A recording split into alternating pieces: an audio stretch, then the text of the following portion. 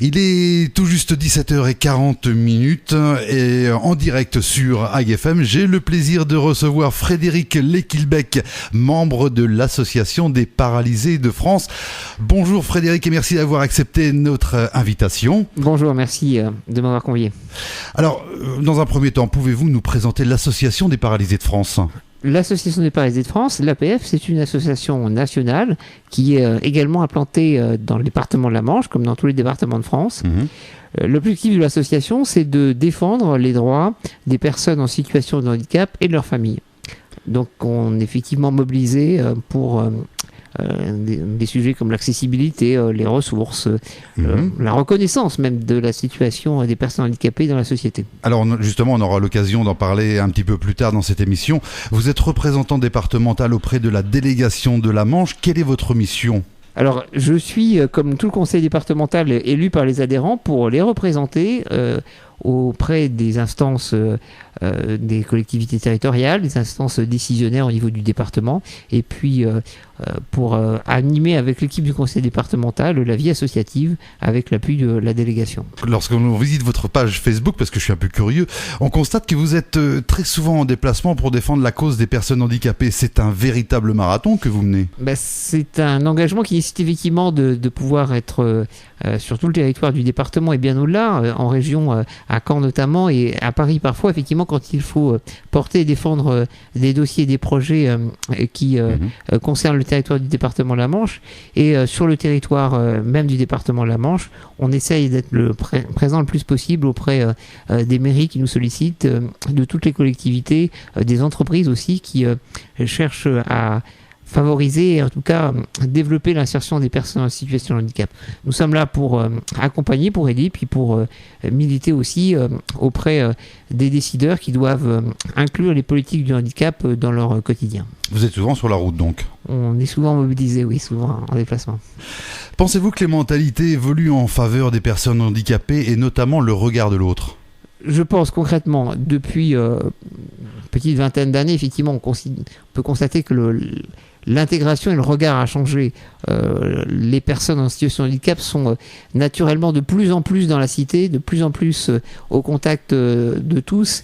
Et voilà, on voit qu'il n'y a plus de freins majeurs. Certains ont encore parfois une petite appréhension, une difficulté à aller vers la personne en situation de handicap. Et je pense qu'il reste encore des messages à faire passer et des gens à convaincre. Et en tout cas, voilà, la société, elle s'est ouverte aux personnes en situation de handicap, mais on a dû y prendre toute notre place, parfois en poussant les portes et en les ouvrant avec force parce qu'elles n'étaient pas naturellement ouvertes.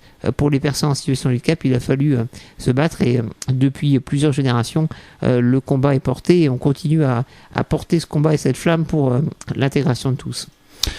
Constatez-vous une réelle avancée sur le sujet de la mise aux normes d'accessibilité des établissements recevant du public ? Alors, c'est un sujet qui a avancé depuis la loi du 11 février 2005. Il est prévu qu'on donne 10 ans aux propriétaires de bâtiments, qu'ils soient publics ou privés, pour être accessibles aux personnes souffrant d'un handicap, qu'ils soient auditifs, visuels ou en termes de handicap moteur avec des difficultés de déplacement. La situation a évolué, il y a une prise de conscience. Malheureusement, on constate que le chantier est loin d'être abouti, qu'il reste encore beaucoup à faire dans beaucoup de collectivités, dans beaucoup de commerces, auprès de beaucoup de propriétaires privés et publics qui n'ont pas fait à temps les diagnostics et les travaux nécessaires à la mise en accessibilité, qui est pourtant une obligation légale pour 2015. Et voilà, au-delà de l'obligation légale et de ces textes contraignants, c'est aussi une obligation sociale, une obligation morale. On ne peut pas considérer qu'une partie de la population peut être écartée des bâtiments publics, des transports publics, de la voirie. C'est une discrimination profonde et absolument intolérable. Alors justement, comment expliquez-vous le fait que ce soit si long ?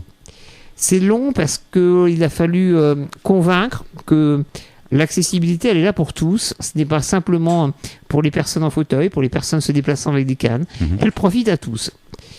L'accessibilité, ça nécessite aussi parfois de faire des travaux mineurs ou conséquents Et les chiffres, parfois, ont affolé certains décideurs, notamment dans les petites collectivités ou dans des grandes villes, qui, voyant des chiffres importants, se sont dit on va faire plus tard, on va étaler, mais d'étalement, de report en report, les années passent et on laisse à la porte de plein de bâtiments, de plein de systèmes de transport dans le département, des personnes en situation de handicap qui ne peuvent pas accéder, comme tout à chacun, aux équipements.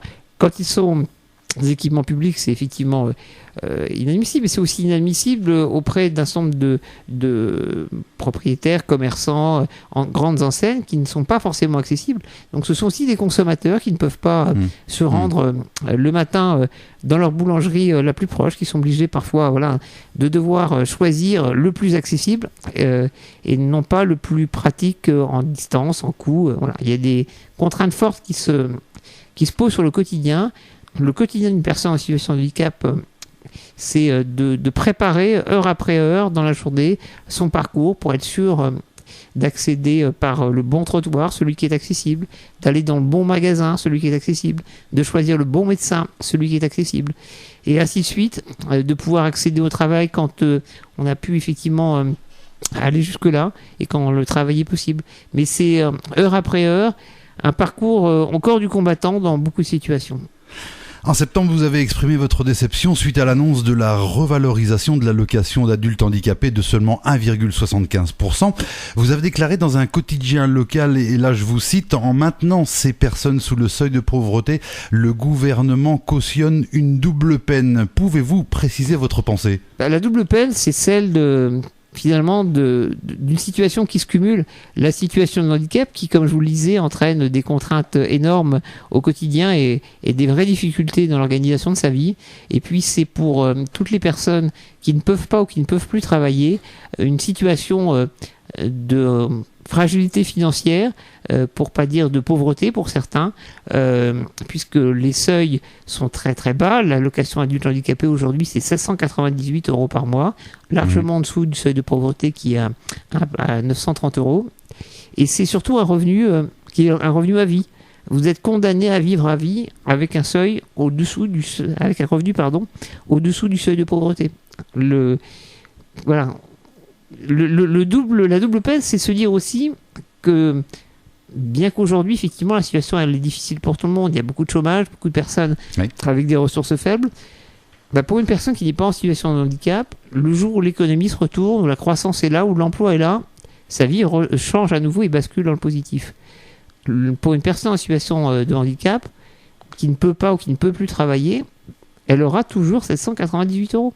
Et la double peine, elle est là, c'est le fait d'être aussi contraint dans une situation de grande précarité, avec aussi des systèmes qui conduisent les personnes à ne pas pouvoir bénéficier, par exemple, de la CMU ou d'autres aides. Et finalement, le plafond de la hache, par exemple, pour citer que celui-là, il est extrêmement pénalisant. L'Association des paralysés de France réclame depuis des années l'instauration d'un revenu d'existence digne et décent au niveau du SMIC, qui permettrait aussi aux personnes en situation de handicap de cotiser, de payer des impôts. Voilà, on ne demande pas à être privilégié, d'avoir des dérogations, à avoir des laissez-passer. On demande à pouvoir vivre normalement, à s'acquitter comme tout à chacun de ce de ce que sont les contraintes de la vie et les joies de la vie, mais pas ni plus ni moins. À être à traitement égal en fin de compte. Exactement. C'est la seule chose que vous réclamez. Voilà, le traitement égal et la chance qu'on compense le handicap pour vivre le plus normalement possible. Le 8 octobre, plus de 220 personnes ont participé aux premiers états régionaux de l'inclusion organisés en Basse-Normandie à l'initiative de l'Association des paralysés de France. Vous étiez présent sur place. Qu'avez-vous retenu de cette manifestation ? J'ai eu l'honneur d'ouvrir et de clôturer cette journée. C'était une belle journée régionale. Elle a permis d'associer des acteurs institutionnels, des entreprises, des personnes en situation de handicap autour d'un diagnostic sur l'état de l'inclusion. L'inclusion, c'est le fait effectivement de participer à la société pour les personnes en situation de handicap dans la région Basse-Normandie. On a pu échanger sur les aspects particuliers, le logement, le travail, l'accès à l'école. Et finalement, se dire en fin de journée que les choses évoluer sensiblement, qu'on est sur une voie de progrès, mais qu'il reste beaucoup à faire, beaucoup de freins encore à lever, et que ce combat doit se poursuivre. C'est l'objectif de l'APF que de se réunir en états régionaux tous les ans pour affiner le bilan et surtout inciter les politiques publiques à prendre en compte systématiquement les personnes en situation de handicap. Qu'on puisse effectivement, dans chaque politique publique, qu'il s'agisse de transport, d'accès à l'école, d'accès à l'emploi, de construction publique, de penser la société pour tous et donc pour les personnes en situation de handicap. Alors c'était la première édition, vous pensez qu'en 2014 il y aura la seconde édition? Il y aura une autre édition et on s'est engagé sur un parcours de 5 ans avec en 2014 une journée qui prendra une forme différente avec d'autres moments de sensibilisation, et on a prévu effectivement de se retrouver à la fin de la session des 5 ans sur une grande réunion régionale à nouveau qui permettra de mesurer les avancées des 5 années à venir pendant lesquelles on compte faire bouger les lignes. Bouger les lignes, c'est notre leitmotiv à la SPAEF, et on compte effectivement être là et présent pour continuer à faire évoluer la société. On vous sent déterminé, Frédéric, hein, vous avez l'air d'en vouloir. Je pense qu'il faut effectivement, quand on peut s'exprimer, quand on peut s'engager, avoir à cœur de faire évoluer et convaincre. Je pense que voilà, si chacun a sa place et si chacun peut participer au mouvement qui était engagé de longue date, avant nous, d'autres générations, après nous, d'autres poursuivront le combat. Mais je pense que voilà, aujourd'hui et maintenant, il faut essayer de faire bouger les choses en expliquant simplement quelles sont les situations de vie, quelles sont les contraintes subies, quelles sont les solutions pour compenser le handicap, et puis montrer à tous que vivre ensemble est possible, que voilà, malgré la différence d'une difficulté physique qui est durable ou passagère, il faut effectivement que la société s'organise pour inclure tous les siens. En fin de compte, vous avez presque répondu à mes questions suivantes. Avez-vous un message à faire passer à destination de nos auditeurs, mais également pour ceux qui nous gouvernent, qu'ils soient élus locaux ou nationaux? Bien, c'est effectivement ce message de penser la société pour tous, de ne pas se dire, par exemple, et je vais prendre un exemple très concret, quand on construit un bâtiment, on va le construire avec des escaliers, des volets de marche à l'entrée, et si possible après, essayer de le rendre accessible. Renversons un petit peu la logique, imaginons les bâtiments pour qu'ils soient à l'origine accessibles à tous, pour que on arrive à ce que l'on appelle à l'Association des paralysés de France et au-delà l'accessibilité universelle, que l'on pense quand on va ouvrir un bâtiment public aux jeunes enfants qui ont du mal à pousser une porte lourde, qu'on pense à la personne âgée qui va pouvoir avoir besoin d'air de repos dans des grands bâtiments publics. Voilà, qu'on pense à la personne malvoyante qui a besoin d'avoir des repères visuels, la personne malentendante qu'on doit accueillir et guider avec les moyens adaptés. Et puis voilà, qu'on pense à chacun, puisque la société, elle est là pour tous. Et il suffit juste de se dire à un moment que tout le monde n'est pas vaillant et sportif, que voilà, un accident de la vie, un moment particulier peut rendre la vie et le quotidien très compliqué. Je suis certain que parmi vos auditeurs, certains à un moment ont eu un petit accident bénin, sont tordus une cheville, cassé une jambe, ont été quelques semaines avec des béquilles. Je pense qu'ils ont eu ces journées-là un petit aperçu de ce que c'est que la difficulté d'être face à des situations d'inaccessibilité très temporaires. Écoutez, imaginez que c'est la situation de dizaines de milliers de personnes, de centaines de milliers de personnes en France, tous les jours, du matin au soir. Voilà. Est-ce qu'on peut se contenter de ça, se dire voilà, il y a des gens qui sont valides, des gens qui sont en situation de handicap et c'est comme ça? Non. Faisons la société accessible à tous. Construisons des choses simplement pour que chacun puisse aller où bon lui semble. Alors, on est encore hors période électorale, on peut en toucher 2 mots. Vous êtes impliqué dans la vie politique, vous pouvez nous en parler un petit peu? Oui, parce que je pense qu'on peut être effectivement engagé dans une association qui se bat pour le changement et pour faire évoluer l'accessibilité, l'intégration et l'inclusion des personnes en situation de handicap. C'est un sujet transversal, c'est pas un sujet politique, ça concerne pas la droite, ça concerne pas la gauche, ça concerne tout le monde, tous les élus, tous les citoyens. Et à côté de ça, écoutez, on peut aussi avoir d'autres engagements qui soient effectivement des engagements locaux pour faire évoluer aussi et transformer la société sous d'autres aspects, être là effectivement engagé dans des élections locales par exemple. Les deux sont compatibles, c'est toujours de l'engagement pour essayer de faire évoluer notre environnement. Après, effectivement, il faut être clair dans les moments. Voilà, quand on est dans une réunion pour l'APF, on parle pour toutes les situations. Il ne s'agit pas d'un combat partisan. Voilà, on est là pour défendre l'intérêt commun. Vous faites toujours équipe avec David Marguerite ?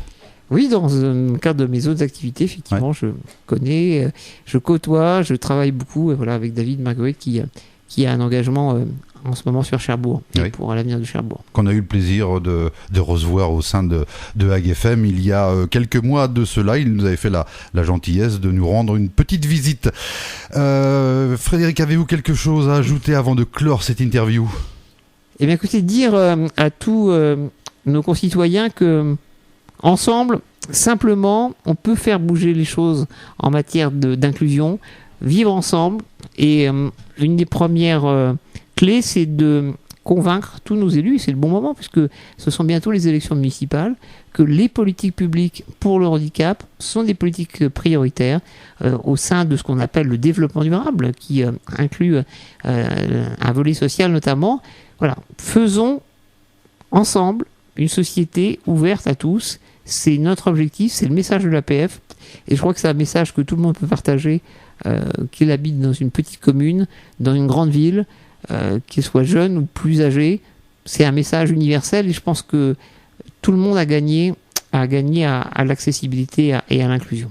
En tout cas, le message est passé tout au moins sur les ondes de Hag FM en direction de nos auditeurs. Frédéric, encore une fois, merci d'avoir accepté notre invitation en direct sur l'antenne de Hag FM et puis revenez quand vous voulez, bien évidemment. Merci pour votre invitation et je reviendrai avec plaisir. C'est toujours un plaisir d'être à Hag FM. Merci.